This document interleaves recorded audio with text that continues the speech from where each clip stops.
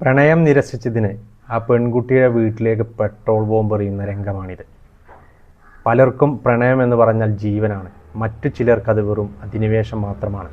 സ്വന്തമാക്കാൻ കഴിഞ്ഞില്ലെങ്കിൽ അത് പൂർണ്ണമായി നശിപ്പിക്കുക, ഇല്ലാതാക്കുക എന്ന ഭ്രാന്തമായ ചിന്ത.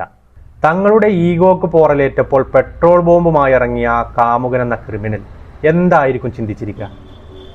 തന്നെ വേണ്ടെന്ന് വെച്ചവൾ ഇനി ജീവനോടെ ഉണ്ടാകാൻ പാടില്ല എന്നാണോ?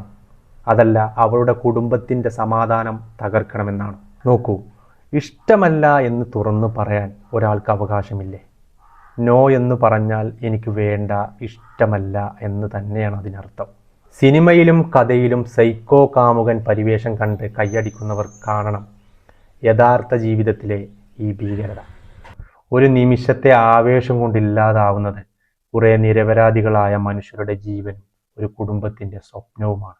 തോൽവികൾ അംഗീകരിക്കാനും മറ്റുള്ളവരുടെ സ്വാതന്ത്ര്യത്തെ ബഹുമാനിക്കാനും നമ്മൾ നമ്മുടെ തലമുറയെ പഠിപ്പിച്ചേ മതിയാവൂ. പ്രണയം ജീവൻ നൽകാനാണ്, ജീവനെടുക്കാനല്ല.